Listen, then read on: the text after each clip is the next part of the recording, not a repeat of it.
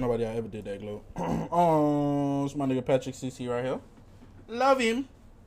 Key differences between an actor and a method actor. An actor will do what they need to do to get the job done, and a method actor will suffer deep psychological torture to make you fully believe their role is their true identity. To prepare for a role, a good actor will stick to the basics, hire a speech coach to develop an accent or stutter, pick up an intense workout regimen, or wear prosthetics like large noses or fat suits. They do what they need to do to look like they felt sad, happy, angry, or in pain. However, a method actor doesn't believe it's enough to just look like they have these emotions. They need to actually feel these emotions. And some method actors go to extreme lengths to make the performance perfect. From hitting themselves, to picking up a substance habit, to locking themselves in a dark room for a month, to Why is Tony Soprano okay? transform into a full-blown schizophrenic murderer. Unfortunately, the dedication I heard about the Joker. I know the nigga that did the Joker died or killed himself, some shit like that. to the role can have some drastic real-life consequences, with some method actors losing their sanity and potentially their lives for their art. Today we're going to discuss some of the all-time greats and the dark life of method acting, starting with Daniel Day-Lewis, who is arguably the king of the method. One of Daniel's most immersive performances was in the movie My Left Foot. Day-Lewis played Christy Brown, an Irish poet, writer, and painter with cerebral palsy. Yeah, I know what is that. That's 10-year-old, same age as me. Don't give him any more. Where's Steve Problem, Tony? Touch it, and I'll kick you. The only part of your... To prepare for this role, Day-Lewis spent most of his free time with kids suffering from cerebral palsy. He wanted to try his best to understand how they struggled and how they felt judged. By the time he arrived on set, Daniel Day-Lewis was completely immersed in his disabled character, and he wouldn't break character for anyone. Daniel's co-star, Kristen Sheridan, found it almost unbearable. He'd call you by your film name, and you'd call him Christy.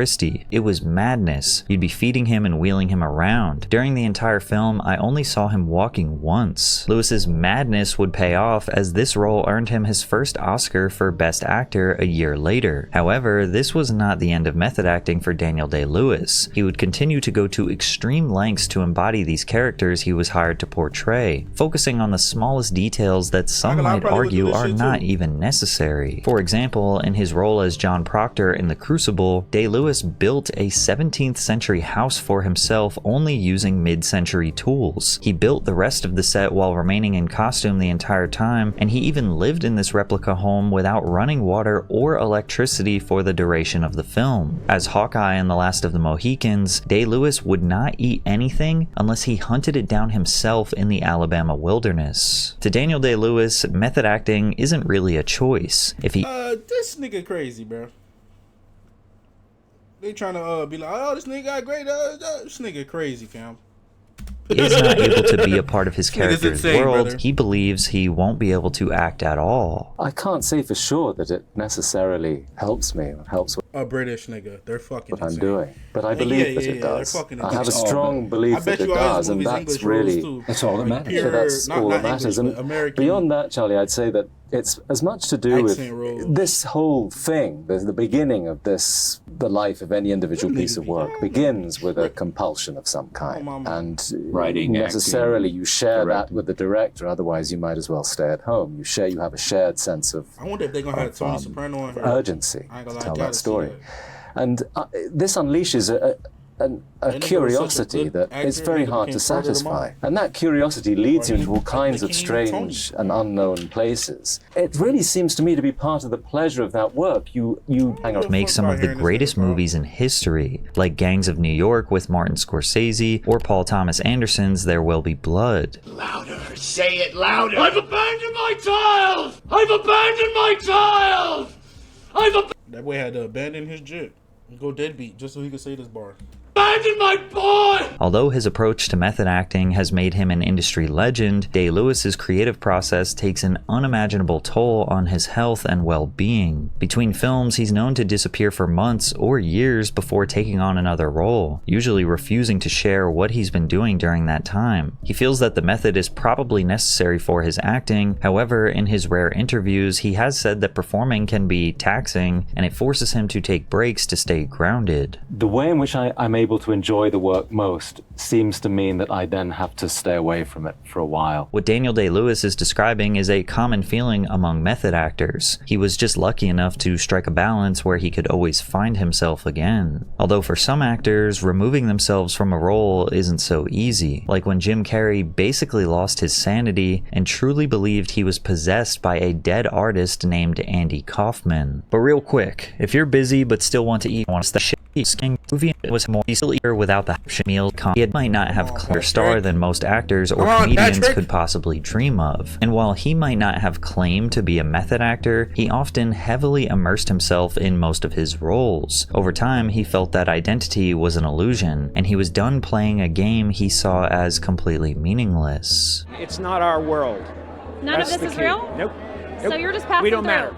We don't matter. Oh. In fact, there was one specific role that made Carrey realize Jim Carrey low-key woke, but he know if he try to do woke shit, he gonna die. he lost his sense of self, which was during the film Man on the Moon, a biopic about his idol, performance artist Andy Kaufman. I don't know if you call it method acting or whatever. It's like he was gonna channel Andy Kaufman. He became Andy Kaufman for these 80 days that he was on the set that we were filming this movie. Calling Andy Kaufman a comedian feels like an oversimplification. Fuzzy Mo, thank you for the follow. He was an enigma. Oh, I just met my follower goal 950. Yo, could you make me a producer tag? Brother, I am 24 years old. I would have made you one if you came in here and just said, yo, SB, make me one. But I am not fucking I can make a producer tag, though. What you want me to say? His entire career was basically an experiment in how far he could blur the lines between comedy, performance art, and real life. During one of his comedy sets, Kaufman started reading The Great Gatsby verbatim. No jokes, just reading it straight. When people started leaving or booing, he kept... What's the name, though? What's your name? What you want me to say? Fuzzy Mode?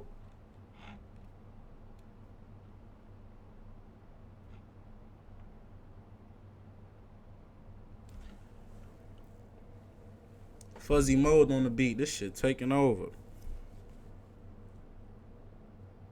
Fuzzy Mode on the beat. This shit crazy. Fuzzy Mode on the beat. This shit crazy. Fuzzy Mode on the beat. This shit toxic. Fuzzy Mode on the beat. This shit crazy. Fuzzy Mode on the beat. This shit crazy. Going totally deadpan, treating it as an actual performance. Andy even started wrestling women at his comedy shows. He'd trash talk women. 40, what up, 40? Hey, you no longer appreciate you, my brother. You're the GOAT. Appreciate you, my brother. Hey, if you're a producer, Fuzzy, you do know, like, I actually rap, gang. Send me some beats, bro. Send me some beats, bro. I'm working on a mixtape right now. 40, what up, nigga? Say they belonged in the kitchen and challenged them to real matches. He even created alter egos that became famous in pop culture. Yeah, my Discord the same name as my Twitch name, right up, SB. Same.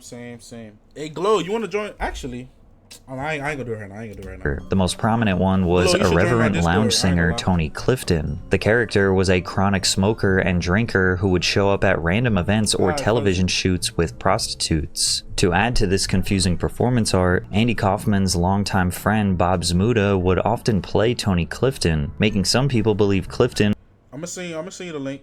was a real person, since Andy and Clifton would be in the same room at once. Kaufman also loved professional wrestling, mostly because of the art of kayfabe, which is the established practice where wrestlers and their storylines are presented as real even though they are staged performances. Kaufman's rivalry with Jerry Lawler was one that brought professional wrestling into the mainstream. Their commitment to kayfabe was so legendary that it made audiences believe they genuinely hated each other. After one fight with Lawler in the ring, Andy Kaufman spent 3 nights in the hospital, but he wasn't actually hurt badly. He could have left in a few hours. He committed to his fake injury to make their next stunt more shocking. Kaufman showed up to an interview with David Letterman wearing a neck brace. Then the two traded insults before Lawler slapped Kaufman and they broke out into a fight in front of a live studio audience. Now remember, Lawler and Kaufman were acting. They were actually friends in real life. Kaufman's performances confused people so much that when he died from lung cancer in 1984, a lot of fans believed his own funeral was just another prank. But Lawler and Kaufman remained so committed to their art that when Andy Kaufman died in real life, Lawler still remained in kayfabe. But really, I am not, I've had calls all week ever since Andy Kaufman did pass away. I've had calls from TV stations all across the country wanting to know my comments about Andy Kaufman's death. I'm really the wrong person to talk to about that. I didn't like Andy Kaufman. Andy Kaufman didn't like me. I'm sorry that the guy's dead, but I would think that, I always thought that when somebody dies, you talk to somebody that thought a lot of him. I hope that if I die, they don't interview Jimmy Hart, because, I can imagine what he's going to say about it. From the outside, Lawler's comments about Kaufman seem extremely harsh, but this is exactly what Kaufman would have wanted. To portray Andy Kaufman in a movie would take every ounce of focus that Jim Carrey had, and it was about to destroy him. I think it's been a long process. And I'm not saying that I don't get caught up in the story, because the story's compelling sometimes. But it was definitely an important moment in the process where I found myself subjugating Jim Carrey for Andy Kaufman and Tony Clifton, and then at the end of it, Glow, if anything, I think you already have. Wait, we already friends on Discord, so I'm gonna just add you to the thing. Don't worry about it. Looking for Jim Carrey again and having trouble finding him. And at a certain point, I realized, hey, wait a second, if it's so easy to lose Jim Carrey, who the hell is Jim Carrey? Carrey lost his identity before the cameras even started rolling. He recalls lounging on a Malibu beach when he heard he got the part. After the news set in, Carrey looked at the ocean and thought, where would Andy be? What would he be doing right now? He actually assumed Andy would be trying to communicate telepathically, so he tried to. Immediately, he says 30 or so dolphins surfaced, and then Andy showed up, tapped him on the shoulder, and said, sit down, I'll be doing my movie. What happened afterwards, Carrey adds, was out of my control. To Jim Carrey, Andy Kaufman wasn't just another role. He was everything Carrey admired. That's crazy. Not gonna lie. That's fucking insane. Like, you know what's crazy? Hollywood got so much weird shit, spiritual shit going on. I actually believe this shit. As a human being. Like, I actually believe Jim Carrey. If you or a loved one played Fortnite for 4 or more hours a day and if you play Fortnite 4 hours a day, bitch, that's why you have a fucking on the moon in the late 90s, Carrey fully believed that Andy Kaufman had a paranormal control over his mind and body. I didn't black out, but the balance was way in Andy's corner. I broke a couple of times on weekends and stuff, but pretty much from when I woke up to when I went to bed, the choices were all his. Some of Carrey's methods were simple. He only responded when people called him Andy, and he behaved like him at all times. Impression, Johnson County.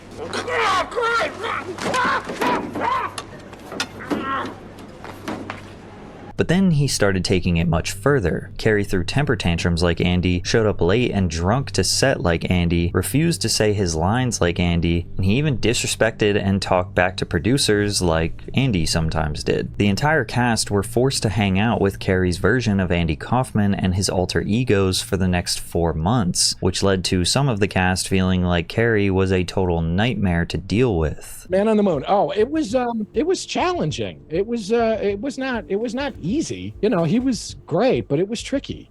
Because it was sometimes hard to just kind of fit yourself around what he was doing. What was going on off camera was more insane than the actual movie. So it's Jim Carrey playing Andy Kaufman, who's playing Tony Clifton? Tony Clifton, yeah. So it was like, he was whenever he was Tony Clifton, it was particularly mayhem. Yeah, browbeating everybody, and he was walking around with stinky cheese in his pockets, and he was smearing stinky cheese on people. When he'd hug you, he'd be like, give me a hug, give me a hug. And he would he's stinking and Who pushed back shit. the hardest? Who said, get the off me? I don't know that anybody did. That was the thing, is that it was such a fucking weird assault that I think people you were so kind of stunned deer in the headlights that you couldn't really tell them to fuck off.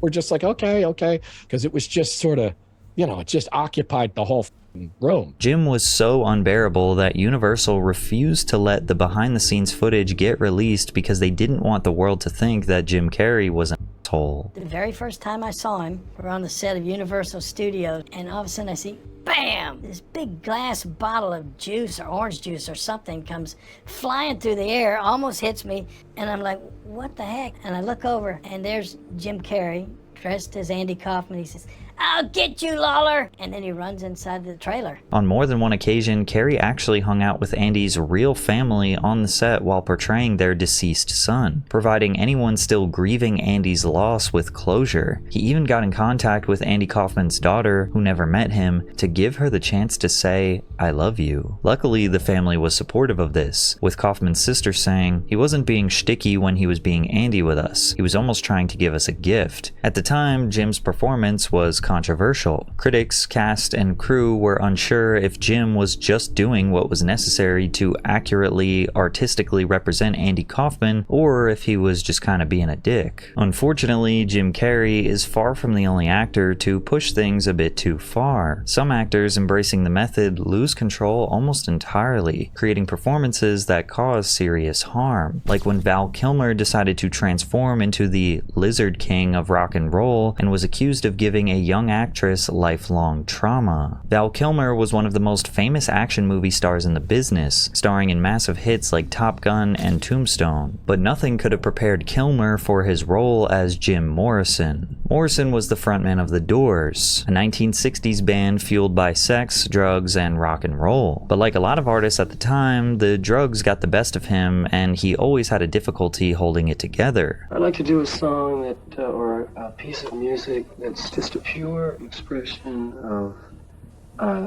joy, the coming of spring, or the sun rising, something like that. Just pure, unbounded joy. As a rock musician, Jim Morrison is seen as one of the greats, making legendary songs like Light My Fire, Riders on the Storm, and Break On Through to the Other Side. However, his behavior on and off the stage was unhinged and reckless. During a performance in Miami, Morrison was charged with indecent exposure, shouting profanity and exposing himself to the audience. When confronted about this, or anything else, Morrison just didn't care. He never took advice from anyone. He refused to change, even for his friends and family. His drug use became more excessive, and he was known to have violent episodes where he'd turn on band members or girlfriends. There was one incident where a fight escalated so much that Morrison allegedly held a knife to one of his groupies. But Morrison achieved a level of status that made him immune to criticism. He was so famous that people still defended his behavior as typical rock star antics. He told me, you'd be at a party, and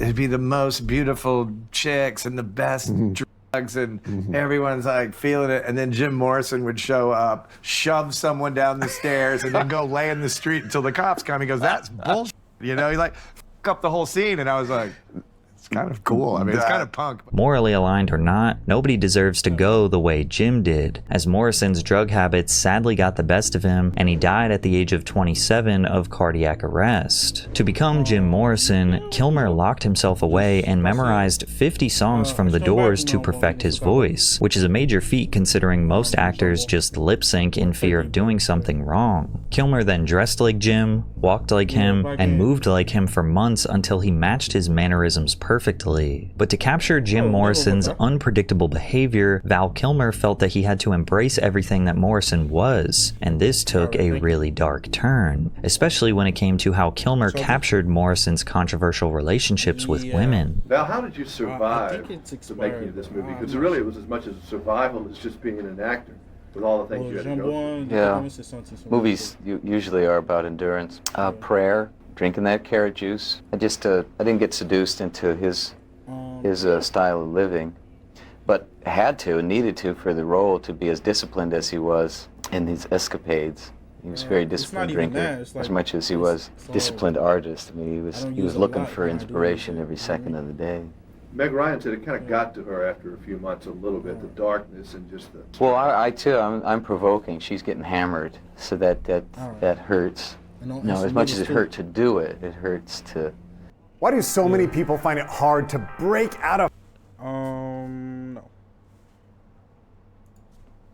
No. Someone calls you 20 years, you start flinching. In the wake of the Me Too movement, former actress Caitlin O'Heaney made some serious allegations about her experience auditioning for the role, saying Val Kilmer physically assaulted her while everyone around stood and watched it like it was normal. During the audition, Kilmer unexpectedly struck me in the face and knocked me to the ground. When I got to the room, Val Kilmer picked me up and shaked me, throwing me down to the floor. Stone just stood there the whole time, laughing. Some of the crew have rejected O'Heaney's claims, like casting director Bramon Garcia, who said O'Heaney and all other actresses were warned that they would be reading a volatile scene that could result in physical contact. I remember there was a moment Val pinned her to the wall, all part of the scene, she explained, adding that she immediately stopped the scene before it got carried away. But others still see it as suspicious considering O'Heaney went to the police right after the incident, making a formal report, and the fact that Stone and Kilmer reached a settlement outside of court makes things a little more suspicious. Because of his dedication to the immersive performance, rumors have circulated that Kilmer needed therapy after the role, and if this happens to be true, he's not alone. Replacing one identity for another, especially for long periods of time, often has a price. There's actually a science behind why people have trouble finding their sense of self after becoming another person. In a study called Becoming a Character: Dissociation in Conservatory Acting Students, psychologists attempted to discover the impacts of method acting and what it does to the human brain, using the Dissociative Experiences Scale, DES-2, measuring the disconnect between the mind and reality. Giving the test to actors before and after 6 months of training, doctors found that, although no significant changes occurred over time, acting students scored significantly higher than the general population on the DES-2, showing traits that psychologists find when looking for psychopathy. And while this doesn't mean actors are psychopaths, it does mean they are entering a sort of flow state that can lead to psychopathic tendencies. In theory, given enough time, this proves people can lose their identities to the point where they believe they are someone else. What's interesting is that this same phenomenon was found in law enforcement officers who have to go undercover. In a study conducted at Cedarville University, an investigation into undercover policing revealed that most cops are ordered to stay in character for long periods of time. In criminal organizations, they witness horrible crimes, heists, and even murder. Yet this isn't what cops have trouble forgetting when they finally go back to normal life. In fact, investigators found that the two main stressors cops experience after undercover work don't even have to do with violence, but loss of identity and reintegration into society. As a result, the study showed that almost half of cops going undercover can't fully rejoin society after being someone else, and those who have a chance to rebuild often refuse help from health professionals to protect their careers.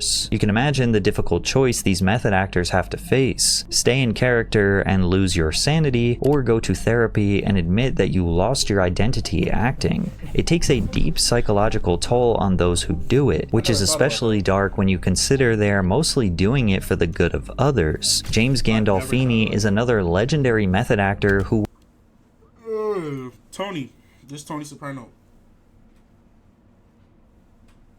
It's the vision behind my last, went to unimaginable lengths, like intentionally causing himself physical pain, just to convince you he was a ruthless mob boss. James Gandolfini changed how people looked at organized crime when he was selected to star in The Sopranos, a series that made HBO a household name. It was a story about an Italian crime family in New Jersey, created by writer and director David Chase. In order to grab the audience's attention, Chase felt that The Sopranos star had to be a badass. To do this, he came up with a leading character named Tony Soprano, a soon-to-be mob boss who embodied the spirit of an old-school American man, trying to fit into US society after the country was in decline. When James Gandolfini auditioned for the role, it was love at first sight. He left in the middle of the first audition, Chase recalled, but we thought he was great. So our casting directors got him to come to my house and he read the scene. And it was like, bang. But Chase had no idea what lengths the actor would go to bring Tony Soprano to life. James Gandolfini's co-star Michael Imperioli, who played Tony's nephew, Christopher Moltisanti, described his first real experience with James' method in an interview on the Joe Rogan Experience. Like anything, you start to see what you have, like what are these actors bringing, what are they playing to their strengths and what kind of qualities they're bringing to it. Just like there's that one scene in the pilot where at the end, towards the end of the pilot, and my character tells Tony Soprano, oh, I could go to Hollywood and sell my story or something.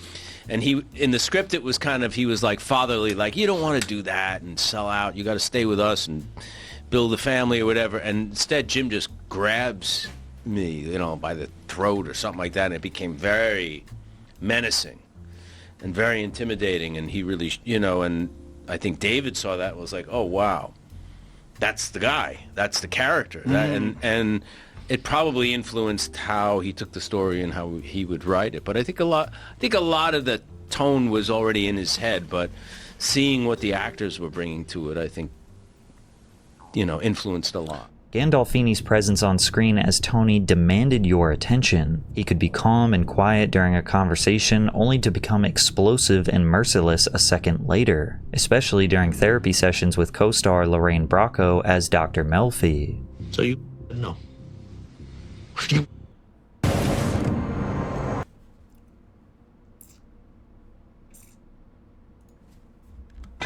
You let me sit there. Please sit down. How the f am I supposed to trust you? You're my doctor. Please sit down. You're scaring me. You've been drinking. Why the f didn't you help her? Sometimes you can't. I bet you charged her enough, didn't you, huh? I bet you didn't cut her a deal because you're incompetent. He was vulnerable, sensitive, ruthless, and cunning all at the same time. The best act, well, one of the best actors I've ever fucking seen. I ain't gonna lie. Same time. The method acting started with the typical tactics. He'd walk around in the set in his character's bathrobe with a mean attitude or interact with actors as if they were in a scene. But as the drama continued throughout the series, Tony Soprano's crimes and behavior would get darker, and Gandolfini did everything he could to match that energy before filming. If Tony was binge eating to cope with inner pain, he would do the same. And to capture physical pain or Tony's anger perfectly, the actor would deliberately drive himself into a rage, hitting himself on the head or depriving himself of sleep. Drink 6 cups of coffee, he said, describing his technique, or just walk around with a rock in your shoe. It's silly, but it works. In an HBO documentary about The Sopranos titled Wise Guy, David Chase and The Sopranos, Michael Imperioli describes the real Gandolfini saying, he was very different than Tony Soprano. He was very laid back, he wore Birkenstocks and liked Green Day and AC/DC. What's funny is that a lot of fans look at Tony Soprano as kind of a role model, which is very scary in a lot of ways. He probably felt that, people thinking he's Tony Soprano and he's not. To adapt, Gandolfini's method acting evolved to the point where he would do anything to make his acting believable, even if it had real-life consequences. James Gandolfini had on and off issues with substance abuse before The Sopranos started. He would drink heavily and was known to smoke constantly. Portraying Tony made things worse. Gandolfini had lost control, often being late to work high on that booger sugar or extremely drunk. HBO's chairman and CEO at the time, Chris Albrecht, talked about the chaos, saying, eventually the cast and crew tried to have an intervention with the actor. He walked in, saw everyone sitting there and was like, oh, F this, and he walked out. Albrecht recalled that Gandolfini said, fire me. The method would continue to destroy Gandolfini inside and out. It's hard to definitively say that method acting was the main cause, but the stress obviously leaked into Gandolfini's personal life. In 2002, his addiction got so bad that his wife filed for divorce. 3 years later, he failed to appear for the Golden Globes as a presenter, where he was later found severely drunk and making snow angels in front of his hotel, even though there wasn't any snow on the concrete beneath him. Any fan of The Sopranos can't deny that James Gandolfini's method acting was great, and the HBO masterpiece would have never grown into a billion-dollar asset without Tony Soprano as the main character. But it also showed that putting 110% dedication into a role can tear your real life apart. But whenever the topic of method acting comes up, there is a role that must be included in the conversation, and that is Heath Ledger's Joker. This shit is so scary to me. Because once you understand like what this nigga put himself through, you get to kind of thinking like, was you like work like did you like nigga did you get possessed, nigga? In The Dark Knight, which is easily one of the greatest method acting performances in Hollywood history, one that many suspect actually led to Ledger's early death. Heath Ledger was becoming a major Hollywood Bro, I star, didn't even know this nigga died until I was watching the acting in fucking video. well-known films like 10 Things I Hate About You, The Patriot, A Knight's Tale, and Brokeback Mountain. As his career was reaching new heights, director Christopher Nolan reached out to see if Ledger would star in his new Batman trilogy. Not as the Joker, but rather billionaire Bruce Wayne in Batman Begins, before the role was ultimately given to Christian Bale. Surprisingly, Heath Ledger wanted nothing to do with the project, politely declining the offer because he failed to see Nolan's vision for the film. To Ledger, the idea of being part of a superhero franchise didn't seem fulfilling. In fact, when an interview asked him if he ever considered being a superhero before, he said, "Not really. With the tights and undies and the boots, I would just feel stupid and silly. I couldn't pull it off, and there are other people who can perfectly, but I just couldn't take myself seriously." But all of that would change when Ledger saw Batman Begins on screen. Sitting in the theater, he realized that Nolan's Batman story wasn't like other comic book adaptations. It was more edgy and dark. And when Ledger learned that the sequel, The Dark Knight, needed someone to play the Joker, Batman's insane arch nemesis, suddenly he needed to be a part of the film no matter what. To become the Joker, Heath Ledger locked himself in a hotel room for over a month. In isolation, he studied the materials that Christopher Nolan gave him and constantly worked on the character's posture, voice, and dark psychology. To bring it to another level, he also made entries into the infamous Joker Diary, which included sinister writing, manic scribbles, and disturbing pictures. Some pages had references to Stanley Kubrick's Clockwork Orange, a movie about psychopaths and abuse. There was a photo of a hyena to develop his signature laugh. Ledger even made a list titled Things That Made Me Laugh, where he wrote blind babies, landmines, AIDS, beloved pets in road accidents, statistics, pencil cases, brunch, and the periodic table of elements. The journal was packed with things that might have had him condemned to a mental institution if it weren't made for a movie. We looked at paintings by Francis Bacon, visual reference. We looked at all kinds of things, talked about all kinds of different philosophical ideas behind the Joker and anarchy and chaos and what he would represent. And Heath was just ready to do it. He was ready to do something that big. During filming, Ledger had immersed himself so deeply into the role that even his cast members could not help but be a little apprehensive. He'd look at the diary to tap into his foreign personality and then bring that intensity into every scene. Ledger even told Christian Bale not to hold back when hitting him during fight scenes, which freaked Bale out because he had been training his body to look like a lethal weapon. He was kinda egging me on. I was saying, you know what? I don't need to hit you. It's going to look just as good if I didn't. And he's going, go on, go on, go on. He was slamming himself around, and there were tiled walls inside of that set which were cracked and dented from him hurling himself into them. When people finally saw the Batman movie, most of the audience didn't even know it was Heath Ledger behind the mask of paint. He turned into something truly evil, willing to destroy the world just for the fun of it. Ledger's portrayal of the Joker is so damn good that every other actor who plays the comic book villain almost looks like they're trying to do an impression of him. And after The Dark Knight's release in 2008, Heath Ledger's work had finally paid off. Securing over $1 billion at the worldwide box office, it's considered to be the greatest Batman film of all time. Now, we have covered extensively in this video about how many of the great method actors lose themselves, their sanity, and often turn to substances to cope with the psychological torture. Therefore, many just assumed that Ledger was dealing with the exact same thing. After all, his preparation for this role was just as immersive and dedicated as the previous actors. Bro, if y'all never seen this nigga play Joker, bro,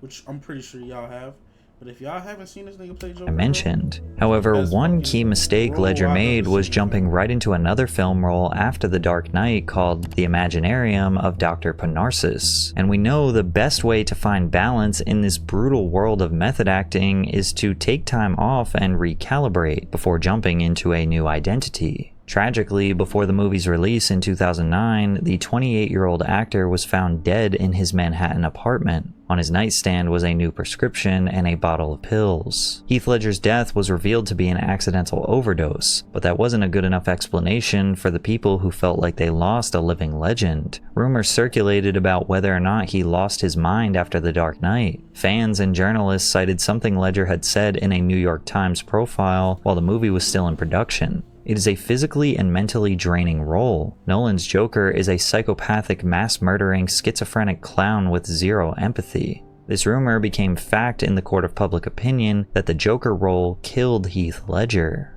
However, the truth was Ledger had been dealing with insomnia years before the Batman trilogy existed. To try and sleep, Ledger would take a lethal cocktail of prescription medications including Oxycontin, Vicodin, Valium, Xanax, Unisom, and Risterol. Heath's own sister reportedly told him in private, "You can't mix drugs that you don't know anything about."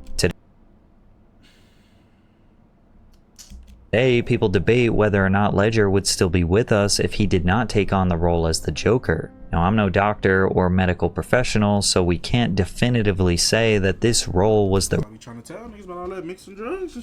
reason for his early passing, but because of what we know about the deep psychological ramifications of method acting, combined with a toxic combination of prescription pills, it was a tragic disaster waiting to happen. 2008 is kind of crazy though. I did not know he died in 2008. I thought he died in 2012 or some shit. That's fucked up, bro.